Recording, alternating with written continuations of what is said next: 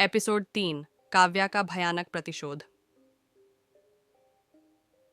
काव्या बेहद गुस्से में थी। वीर ने उसके खेल को बिगाड़ा था और उसका शिकार उससे छीन लिया था। काव्या का पागलपन अब एक भयानक प्रतिशोध में बदल चुका था।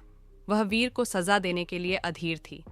अगले ही दिन जब रात गहरी हो चुकी थी और चारों ओर सन्नाटा छाया हुआ था, काव्या वीर को अपने साथ हवेली में उठा लाई। वीर को बेहोश करके वह उसे एक अंधेरे कमरे में ले गई।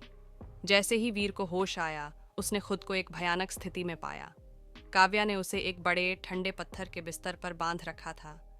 वीर के दोनों पैर मजबूती से बंधे हुए थे ताकि वह हिलडुल भी न सके।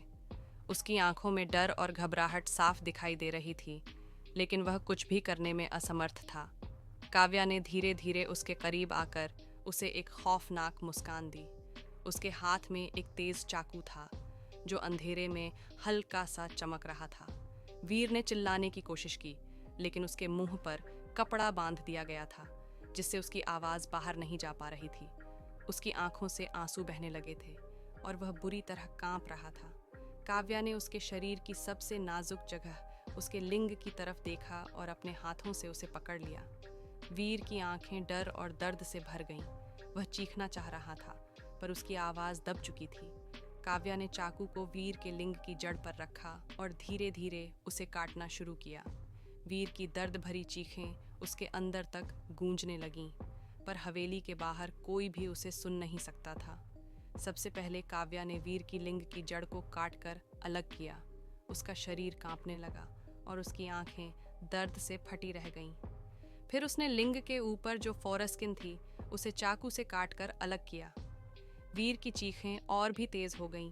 उसका पूरा शरीर दर्द से तड़प उठा। काव्या का पागलपन अब और बढ़ता जा रहा था। उसने वीर के लिंग के ऊपरी हिस्से, जिसे ग्लांस या मुंडी कहा जाता है, उसे भी एक ही बार में काट दिया। वीर का दर्द अब असहनीय हो चुका था। उसकी आंखों से लगातार आंसू बह रहे थे और वह बुरी तरह तड़प रहा था। काव्या ने ठंडे दिल से उसकी हर चीख का मजा लिया और उसकी तड़पते शरीर को देखते हुए लिंग के हर हिस्से को काटने में कोई कसर नहीं छोड़ी। वीर की हालत इतनी खराब हो चुकी थी कि वह अब धीरे धीरे बेहोश होने लगा था। उसका पूरा शरीर खून से लथपथ था और उसकी सांसें बहुत धीमी हो चुकी थीं। काव्या ने एक आखिरी बार वीर की तरफ देखा, उसकी चीखों का मजा लेते हुए, और फिर उसे अधमरा छोड़कर कमरे से बाहर चली गई।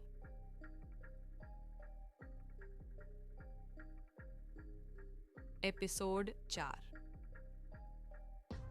क्या वीर बच पाएगा? काव्या का यह खौफनाक खेल कब खत्म होगा?